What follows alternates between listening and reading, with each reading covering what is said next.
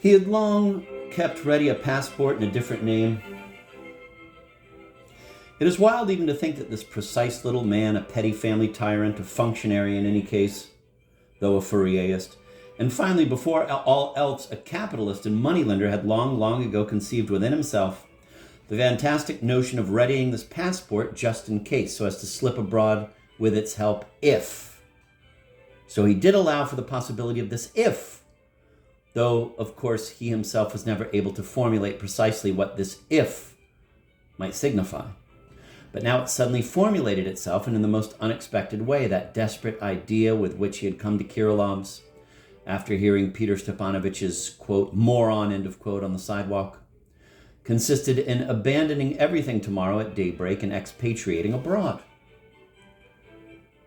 Whoever does not believe that such fantastic things happen in our everyday reality even now may consult the biographies of all real Russian émigrés abroad.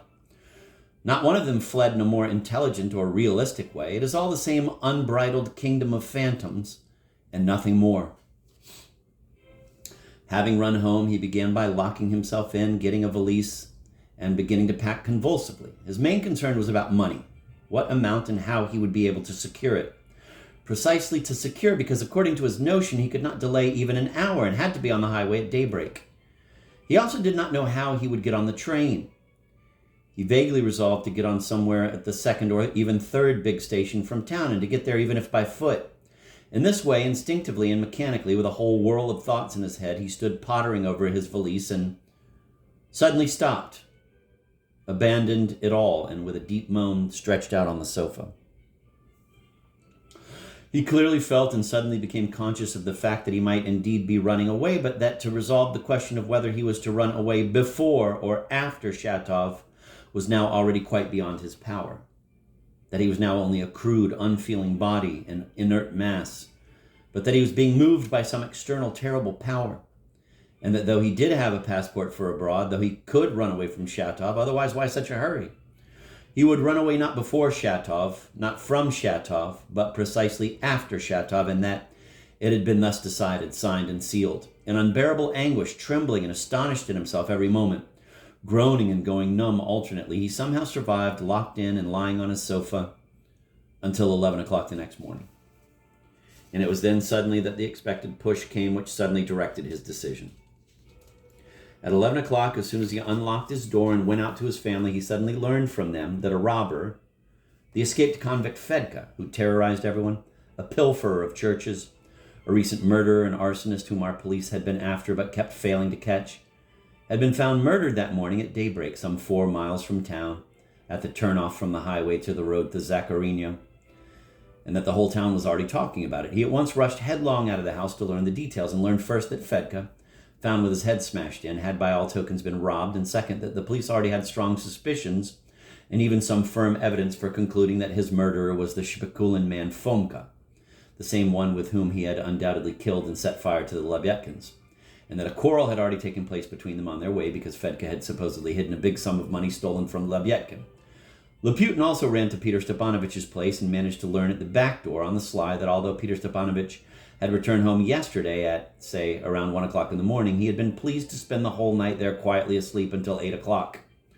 Of course, there could be no doubt that the death of the robber Fedka contained nothing at all extraordinary in itself, and that such denouements precisely happen most often in careers of that sort. But the coincidence of the fatal words that, quote, Fedka had drunk vodka that evening for the last time, end of quote, with the immediate justification of the prophecy, was so portentous that Laputin suddenly ceased to hesitate. The push was given. It was as if a stone had fallen on him and crushed him forever. Returning home, he silently shoved his valise under the bed with his foot, and that evening at the appointed time was the first of them all to come to the place fixed for meeting Shatov. True, with his passport still in his pocket.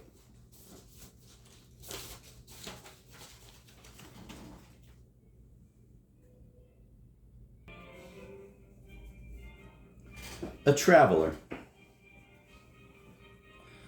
The catastrophe with Liza and the death of Maria Timofeyevna produced an overwhelming impression on Shatov.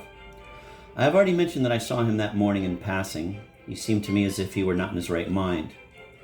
He told me incidentally that the evening before, at around 9 o'clock, that is some 3 hours before the fire, he had been at Maria Timofeyevna's. He went in the morning to have a look at the corpses, but as far as I know, he did not give any evidence anywhere that morning. Meanwhile, towards the end of the day, a whole storm arose in his soul, and I believe I can say positively that there was a certain moment at dusk when he wanted to get up, go, and declare all. What this all was, he himself well knew. Of course, he would have achieved nothing and would simply have betrayed himself. He had no proofs to expose the just committed evildoing, and what he did have were only vague guesses about it, which for him alone were equal to full conviction. But he was ready to ruin himself just in order to, quote, crush the scoundrels, end of quote. His own words. Peter Stepanovich had in part correctly divined this impulse in him and knew he was running a great risk in postponing his new terrible design until the next day. Here, as usual, there was on his part much presumption and disdain for all this, quote, trash, end of quote, and for Shatov especially. He had long disdained Shatov for his, quote, tearful idiocy, end of quote, as he had said about him while still abroad, and firmly trusted that he could handle such an unclever man, that is, not lose sight of him all that day and stop him at the first sign of danger. And yet the scoundrels were spared a little longer only through a completely unexpected and by them totally unforeseen circumstance.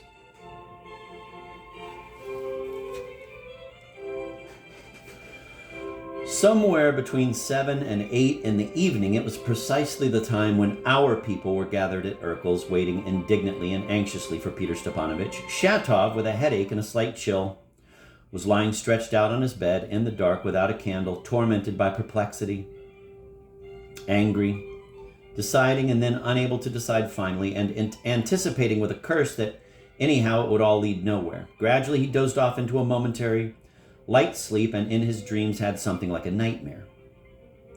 He dreamed he was on his bed all tangled up in ropes, bound and unable to move, and meanwhile the whole house was resounding from a terrible knocking on the fence, on the gate, on his door, in Kirilov's wing, so that the whole house was trembling, and some distant, familiar, but for him, tormenting voice was piteously calling him.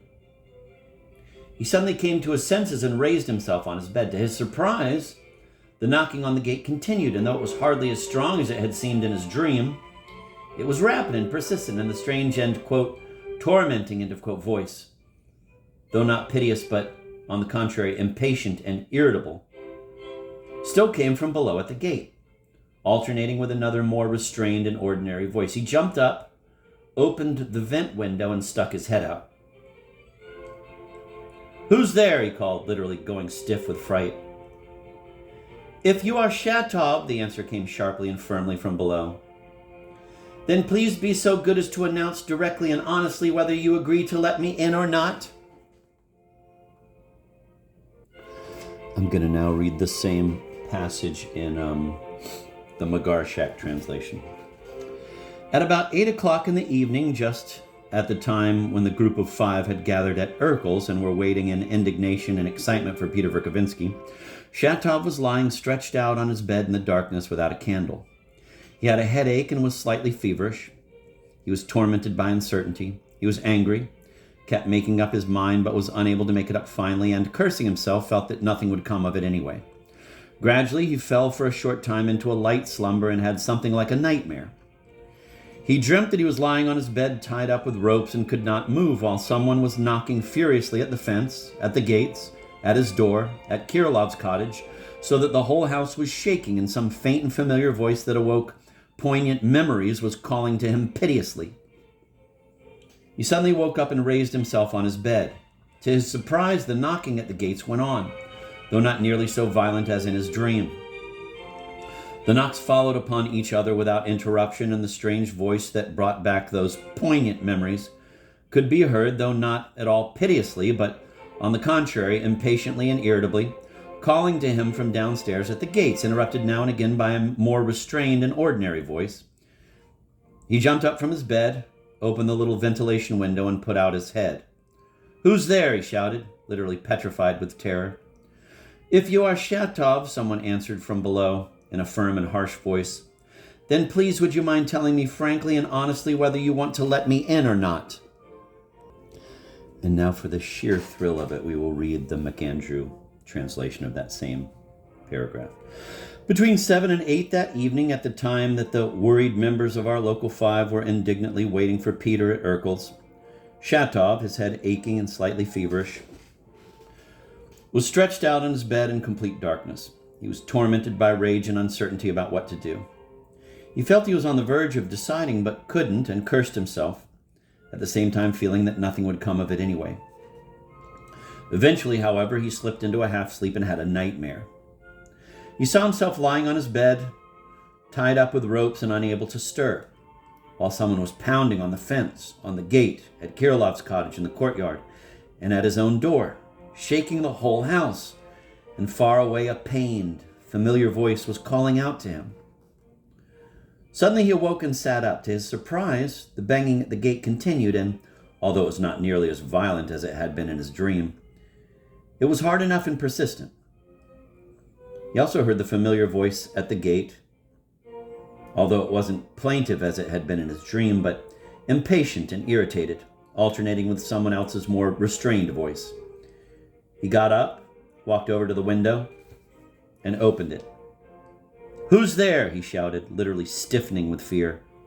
"If that's you, Shatov," the answer came, harsh and impatient from the gatehouse, from the gate below. "Then do me a favor and state clearly and honestly whether you wish to receive me or not." And now back to Pavir Volokonsky, the original that we read. "Who's there?" he called, literally going stiff with fright. "If you're Shatov," the answer came sharply and firmly from below, "then please be so good as to announce directly and honestly whether you agree to let me in or not." Right enough, he recognized the voice. "Marie, is it you?" "It's me, Maria Shatov, and I assure you that I cannot keep the coachman any longer." "Wait, let me..." "A candle," Shatov cried weakly. Then he rushed to look for matches. The matches, as usual on such occasions, refused to be found. He dropped the candlestick and candle on the floor, and as soon as the impatient voice came again from below, he abandoned everything and flew headlong down his steep stairway to open the gate. "Kindly hold the bag till I finish with this blockhead." Mrs. Maria Shatov met him below and shoved into his hands a rather light, cheap canvas handbag with brass studs of Dresden manufacture, and she herself irritably fell upon the coachman. "I venture to assure you that you are charging too much. If you dragged me for a whole extra hour around your dirty streets, it's your own fault, because it means you yourself did not know where this stupid street and asinine house were. Be so good as to accept your 30 kopecks, and rest assured that you will not get any more." "Hey, lady, wasn't it you who jabbed at Voznesenski Street? And this here is Bogielbzinski. Voznesenski Lane is way over that way. You just got my gelding all in a stew." Voznesenski, Boyevolinsky, you ought to know all these stupid names more than I, since you're a local inhabitant, and besides, you're wrong. I told you first thing that it was Filipov's house, and you precisely confirmed that you knew it. In any case, you can claim from me tomorrow at the Justice of the Peace, and now I ask you to leave me alone. Here's another 5 kopecks. Shatov impetuously snatched out a 5-kopeck piece from his pocket and gave it to the coachman. "Be so good, I beg you, don't you dare do that." Madame Shatov began to seethe, but the coachman started his gelding, and Shatov, seizing her by the hand, drew her through the gate. "Quick, Marie, quick, it's all trifles, and how soaked you are. Careful, there are steps up. Sorry, there's no light. The stairs are steep. Hold on tighter. Well, so here's my closet. Excuse me, I have no light. Wait!" He picked up the candlestick, but the matches took a long time to be found. Mrs. Shatov stood waiting in the middle of the room, silent and motionless. "Thank God, at last!" he cried out joyfully, lighting up the closet. Maria Shatov took a cursory look around the place. "I was told you lived badly, but still I didn't think it was like this," she said squeamishly, and moved towards the bed. "Oh, I'm tired." And with a strengthless air, she sat on the hard bed. "Please put the bag down and take a chair yourself." "As you wish, however, you're sticking up in front of me." "I'll stay with you for a time until I find work, because I know nothing here and have no money. But if I'm cramping you, be so good, I beg you, as to announce it to me, which is your duty if you're an honest man. I can still sell something tomorrow and pay at the hotel, but you must be so good as to take me there yourself." "Oh, only I'm so tired." Shatov simply started shaking all over. No need, Marie, no need for the hotel. What hotel? Why? Why? He pressed his hands together imploringly. Well, if it's possible to do without the hotel, it's still necessary to explain matters. Remember, Shatov, that you and I lived maritally in Geneva for 2 weeks and a few days. We separated 3 years ago, though without any special quarrel. But don't think I've come back to resume any of the former foolishness. I've come back to look for work, and if I've come directly to this town, it's because it makes no difference to me. I did not come to repent of anything. Kindly don't think of that stupidity either. Oh, Marie, there's no need at all, Shatov was muttering vaguely. And if so, if you're developed enough to be able to understand that as well, then I'll allow myself to add that if I've now turned directly to you and come to your apartment, it's partly because I've always regarded you as far from a scoundrel and perhaps a lot better than other blackguards. Her eyes flashed. She must have endured her share of one thing and another from certain blackguards. And please rest assured that I was by no means laughing at you just now when I declared that you are good. I spoke directly without eloquence, which besides I can't stand. However, it's all nonsense. I always hoped you'd be intelligent enough not to be a nuisance. Oh, enough. I'm tired. And she gave him a long, worn-out, tired look. Shatov stood facing her across the room 5 steps away and listened to her timidly, but somehow in a renewed way with some never-seen radiance in his face. This strong and rough man, his fur permanently bristling, was suddenly all softness and brightness. Something unusual, altogether unexpected, trembled in his soul. 3 years of separation, 3 years of broken marriage had dislodged nothing from his heart, and perhaps every day of those 3 years he had dreamed of her, the dear being who had once said to him, "I love you." Knowing Shatov, I can say for certain that he could never have admitted in himself even the dream that some woman might say "I love you" to him. He was wildly chaste and modest, considered himself terribly ugly, hated his face and his character, compared himself with some monster who was fit only to be taken around and exhibited at fairs. As a consequence of all that, he placed honesty above all things and gave himself up to his convictions to the point of fanaticism, was gloomy, proud, irascible, and unloquacious. But now this sole being who had loved him for 2 weeks, he always believed that, a being he had always regarded as immeasurably above him despite his perfectly sober understanding of her errors, a being to whom he could forgive everything, there could have been no question of that, but even somewhat the opposite, so that in his view it came out that he himself was guilty before her for everything. This woman, this Maria Shatov, was again suddenly in his house, was again before him. This was almost impossible to comprehend. He was so struck. This event contained for him so much of something fearsome, and together with it so much happiness, that of course he could not, and perhaps did not wish to, was afraid to recover his senses. This was a dream. But when she gave him that worn-out look, he suddenly understood that this so beloved being was suffering, had perhaps been offended. His heart sank. He studied her features with pain. The luster of first youth had long since disappeared from this tired face. True, she was still good-looking, in his eyes a beauty, as before. In reality, she was a woman about 25, of rather strong build, taller than average, taller than Shatov, with dark blonde, fluffy hair, a pale oval face, and big dark eyes now shining with a feverish glint. But the former thoughtless, naive, and simple-hearted energy, so familiar to him, had given place in her to sullen irritability, disappointment, cynicism, as it were, to which she was not yet accustomed and which was a burden to her. But above all, she was ill. He could see that clearly. Despite all his fear before her, he suddenly went up to her and took her by both hands. "Marie, perhaps you're very tired. For God's sake, don't be angry. If you'd accept, for instance, some tea at least, eh? Tea is very fortifying, eh? If you'd accept..." "Why ask me to accept? Of course I accept. What a child you are still. Give it if you can. What a small room. How cold it is. Oh, right away. Firewood. I have some firewood." Shatov got all stirred up. "Firewood, that is, but tea, too, right away." He waved his hand as if with desperate resolution and grabbed his cap. "You're going out?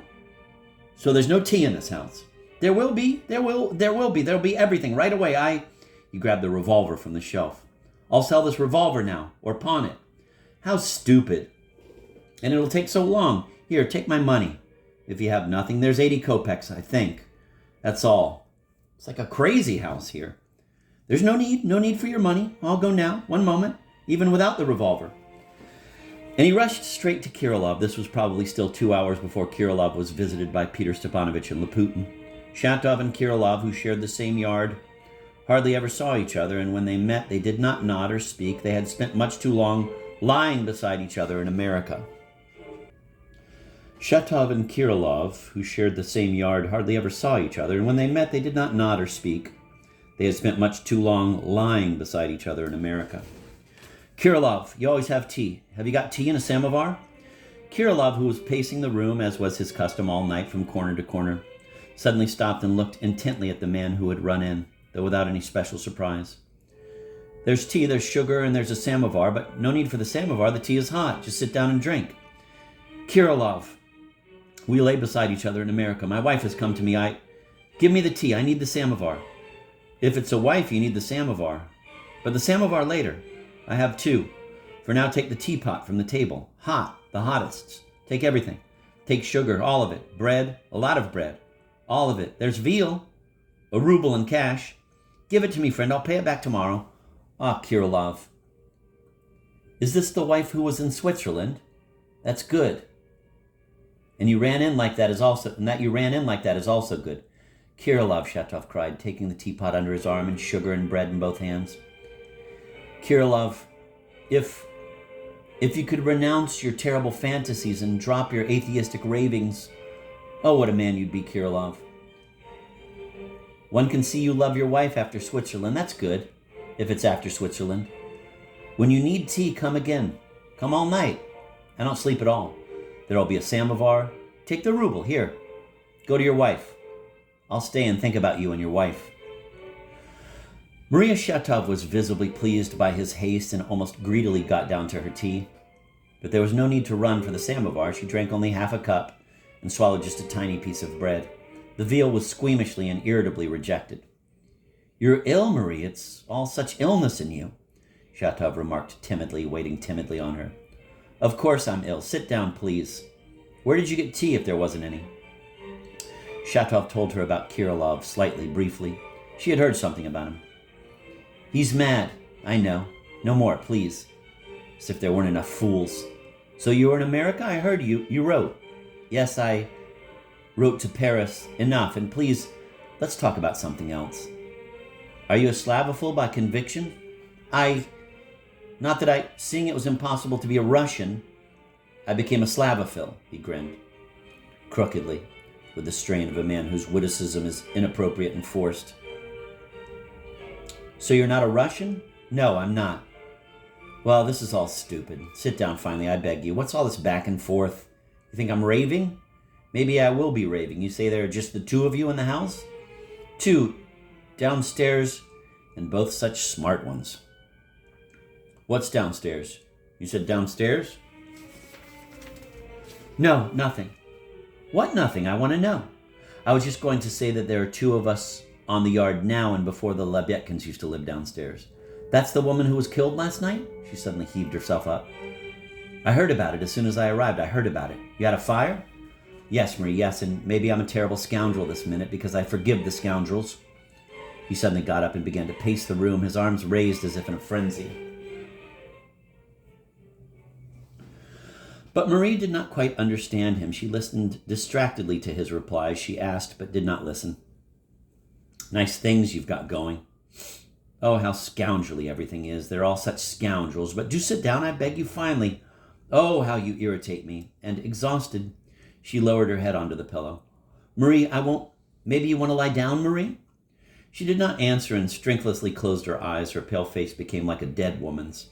She fell asleep almost instantly. Shatov looked around, straightened the candle, looked anxiously at her face one more time, clasped his hands tightly in front of him, and tiptoed out of the room into the hallway. At the top of the stairs, he pressed his face into a corner and stood that way for about 10 minutes, silently and motionlessly.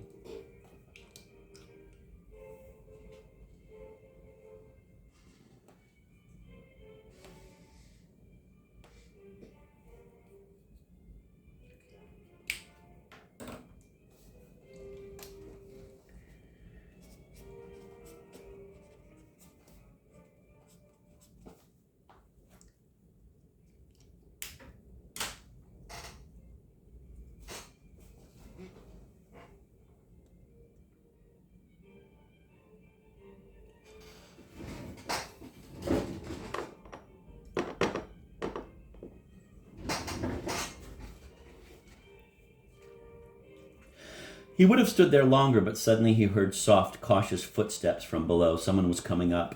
Shatov remembered that he had forgotten to lock the gate. "Who's there?" he asked in a whisper. The unknown visitor kept coming up without haste and without answering. When he reached the landing, he stopped. To make him out in the darkness was impossible. Suddenly there came his cautious question.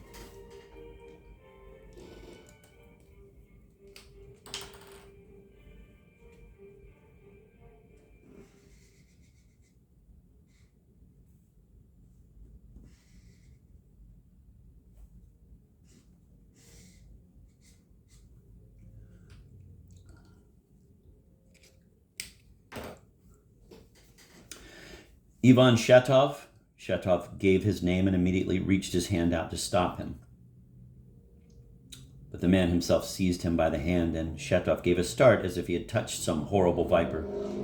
"Stop there," he whispered quickly. "Don't come in. I can't receive you now. My wife has come back to me. I'll bring a candle out."